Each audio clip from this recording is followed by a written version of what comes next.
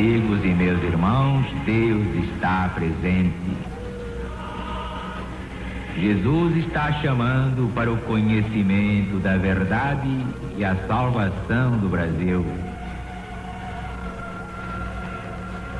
O ciclo está se fechando.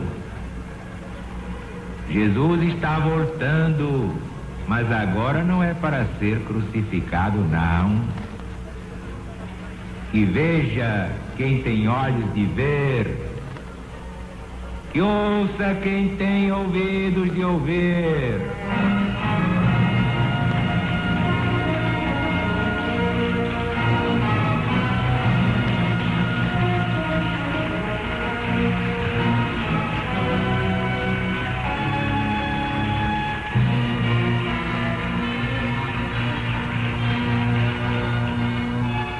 Damos prosseguimento ao Evangelho unificado e complementado pelos Atos dos Apóstolos. Temos, portanto, os 3 Evangelhos sinóticos, Mateus, Marcos e Lucas, mais o de João e a obra magnífica do extraordinário secretário do apóstolo São Paulo. No princípio era o Verbo estava com Deus e o Verbo era Deus. Ele estava no princípio com Deus. Todas as coisas foram feitas por Ele. Nada do que se fez sem Ele. Cristo Jesus. Nele estava a vida. E a vida era a luz dos homens. A luz brilha nas trevas e por isso as trevas não a venceram. Ora, houve um homem mandado por Deus que se chamava João. Ele veio como testemunha para dar testemunho da luz, a fim de que todos crescem por meio dele. Ele não era a luz, mas veio para dar testemunho da luz. Mas o Cristo, esse, era a luz verdadeira que ilumina todo homem que vem a este mundo. Ele estava no mundo, o mundo foi feito por ele, e entretanto o mundo não o recebeu. O Cristo veio ao que era dele, e os seus não o conheceram. Mas a todos aqueles que o aceitaram, aqueles que creem no seu nome, deu ele o direito de se tornarem filhos de Deus. Porque esses não nasceram do sangue, nem da vontade da carne, nem do desejo do homem, mas sim de Deus. E o Verbo se fez carne e habitou entre nós, cheio de graça e de verdade. Nós vimos a sua glória, glória como do unigênito do Pai. João deu testemunho dele, dizendo: este é o de quem eu disse, aquele que vem depois de mim é maior do que eu, porque existia muito antes de mim. E da sua plenitude todos recebemos graça sobre graça. Porque a lei foi trazida por Moisés, mas a verdade veio por Cristo Jesus. Ninguém jamais viu Deus, mas o Cristo, o Filho unigênito que está no seio do Pai, este o revelou.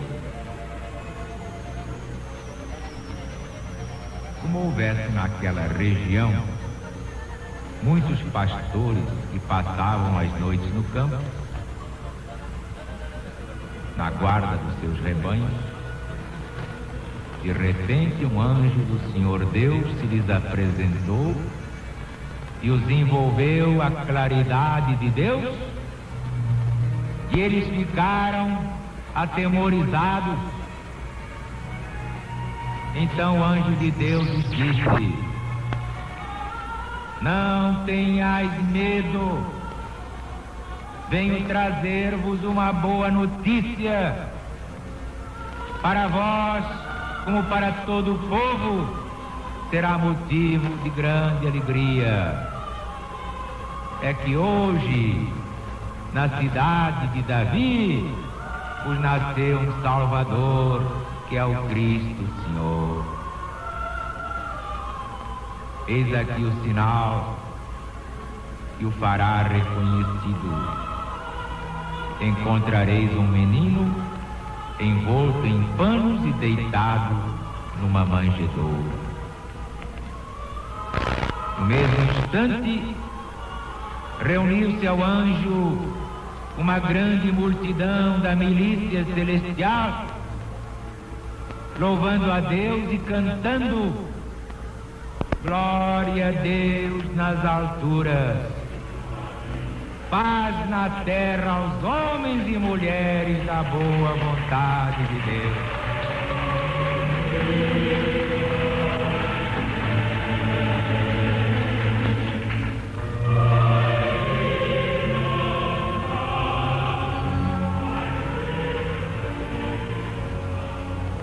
Honra seja feita. Esta é a tradução do Padre Matos Soares.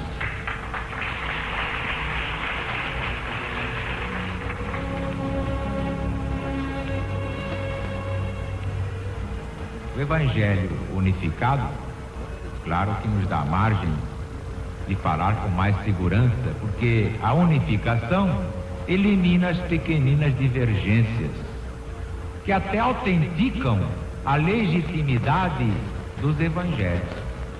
Se fosse tudo igualzinho, até dava para desconfiar. Não, há umas coisinhas, umas pulguinhas na camisola. Mas tudo isso atesta o quê? A autenticidade dos santos evangelhos. Isso é muito importante.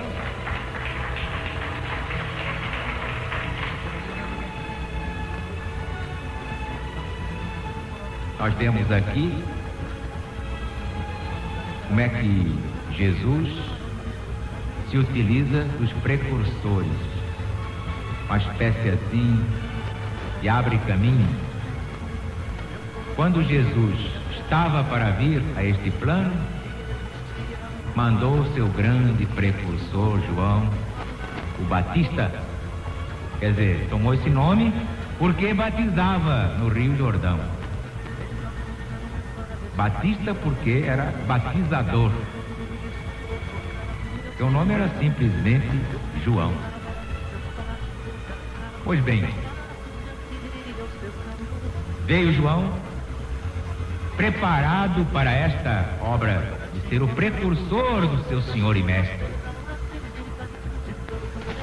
Mas dizia: eu na verdade vos batizo com água, mas após mim vem aquele que é maior do que eu, porque já existia antes de mim. Olha aí a reencarnação. Já existia muito antes de mim. Pelo Evangelho, João nasceu primeiro. Depois é que nasceu Jesus. Então como é que Jesus já existia antes dele? Só um cego não vê a lei da reencarnação?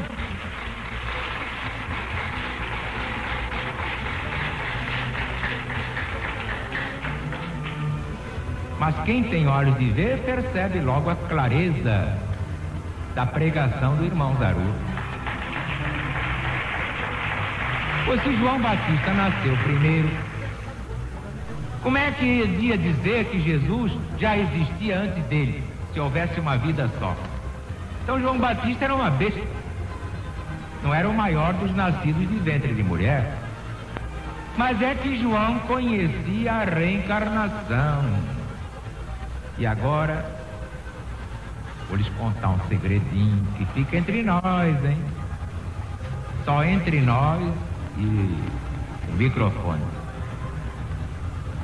Foram perguntar a João Batista se ele era a reencarnação de Elias. E ele, sendo a reencarnação de Elias, disse que não era. Olha só que coisa engraçada.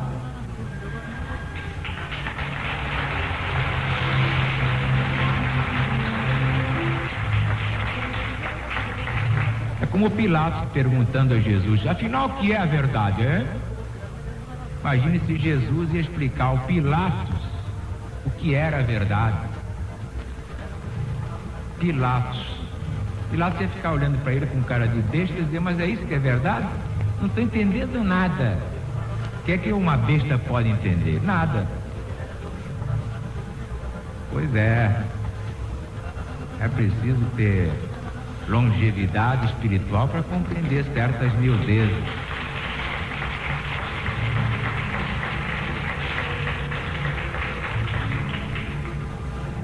E na verdade, naquele tempo, o pessoal já acreditava na reencarnação, mas de uma forma imperfeita, com o nome de ressurreição. Tanto que pensavam que um espírito pudesse reencarnar noutra pessoa na mesma vida. Como outro dia disseram aí de um cantor, é a reencarnação de Francisco Alves.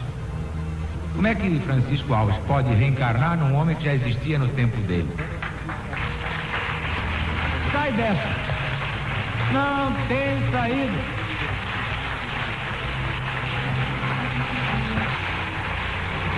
Então viva a LBV! Viva o PBV! Viva o Brasil! E viva Jesus!